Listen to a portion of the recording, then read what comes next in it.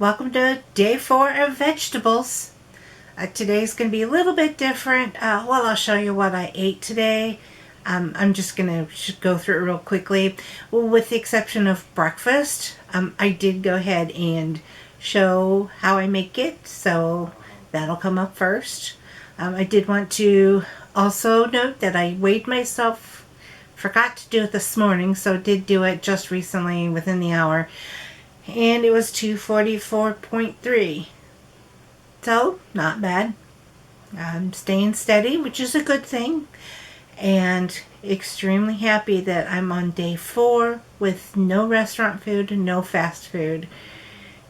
And it takes a lot. When you're not used to cooking every single meal all day long, you don't realize how much work it really is. Not that it's a bad work, it's just not something that I'm used to doing. So, having gone 4 days without fast food is truly, I can't stress enough how much of an accomplishment that is. While I may not necessarily be following the healthiest of diet plans, I still know that eliminating the fast food is in restaurants food is definitely something that I need to do, and I'm doing it.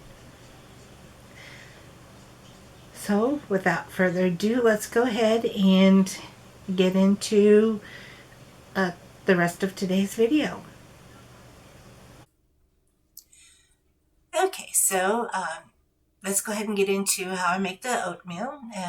As you can see, I use old-fashioned rolled oats, and I typically will use the store brand because I find that the national brand typically will have way too many inedible holes mixed in.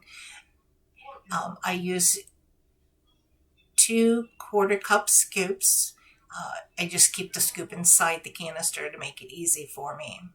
And then I add 1 cup of water. I stir it, and then I cook it for 2 minutes.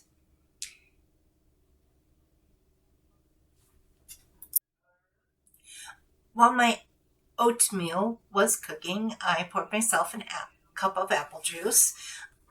I chose this brand because when I do begin following Dr. Ian Smith's revolutionary shred plan, it calls for apple juice or any kind of juice that is not from concentrate. There is a plus that it's organic, it's 100% juice, there's no sugar added. It's simply juice from whole organic apples and ascorbic acid. While still waiting for my oatmeal, since I mentioned the snowstorm that we had a couple days ago, I took a couple quick pictures of the backyard so you can see how beautiful it is. After the 2 minutes were up, I stirred the oatmeal a little bit, and then I did add the slices of peaches. You can see I still have a few more left that I will probably put in my oatmeal tomorrow or might eat as a snack. But I used a total of 8 of those slices that were inside the can or the container. After adding the peaches or any fruit that I put into the oatmeal, other than if I use bananas, I always cook it for an additional 2 minutes. I like my oatmeal well cooked, but also I enjoy my fruit being warm. I don't like the contrast of the cold fruit with the hot oatmeal, especially since the peaches had been in the refrigerator all night. Now here is what I put in the oatmeal besides the peaches. This is the combination that I use only when I add peaches. If I add other fruit, I'll put different seasonings or spices. As I mentioned in my video yesterday, I always put maple syrup for the sweetener, and then In the peach oatmeal, I put, as you see, nutmeg, allspice, and ginger.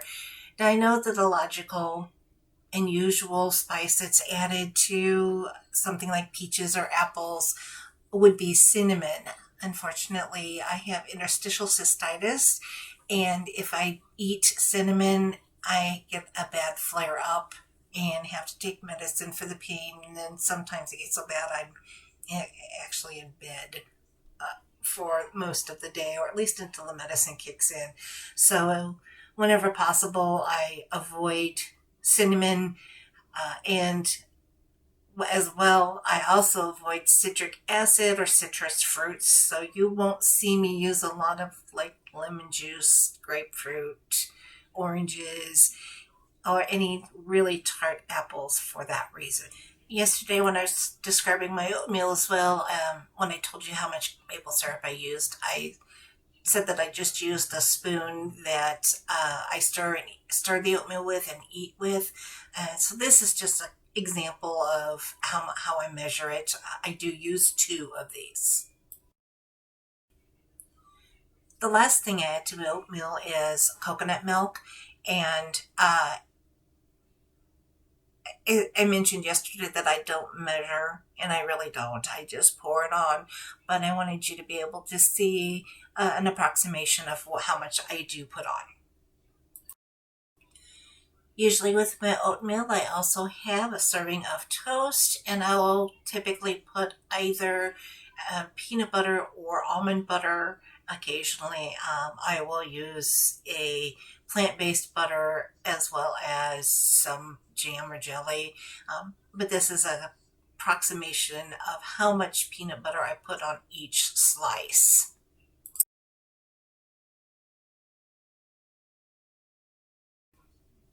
Now it's time to make my coffee.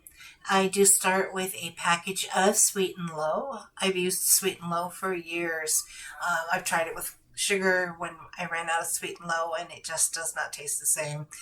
And then I pour my coffee. I do leave enough room for, of course, the creamer. I don't measure any of it. I have just eyeballed it for years. And as you see, I start with the coconut milk. Yay, I did it right today. And then after the coconut milk, I go ahead and put in that splash of half and half. And then, of course, the last step, of course, is to stir it.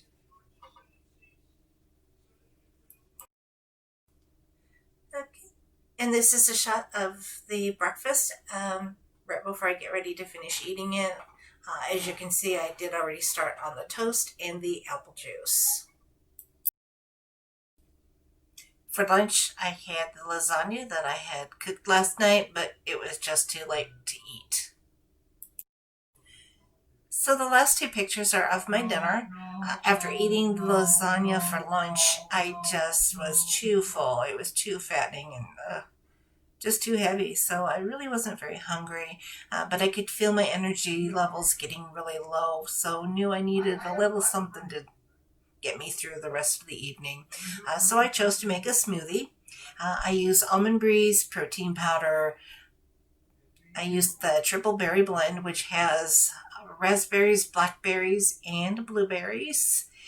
I used a banana, and then I ended up using two packages of Sweet and Low because once I got it blended, it was just a little too bitter. Now, the protein, I was really surprised that it existed. I knew that there was such a thing as a vegan protein because I'm trying to avoid whey, and I don't like soy protein powders. So, wanted to get rid of trying to get away from a lot of the dairy whenever possible. And so this one is vegan, so there's no dairy in it. And there's also not soy. It's soy free. But what was really surprising to me is so many of these protein powders have sweeteners in them. And usually the ones that are all natural contain stevia. Unfortunately, I'm allergic to stevia. And as you get to know me, you'll find I'm allergic to a lot of stuff.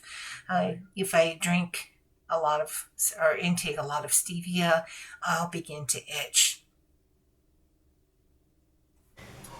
Okay, well, there is the day of eating, and I hope you enjoyed the little bit different format of me showing how I make the oatmeal in the morning.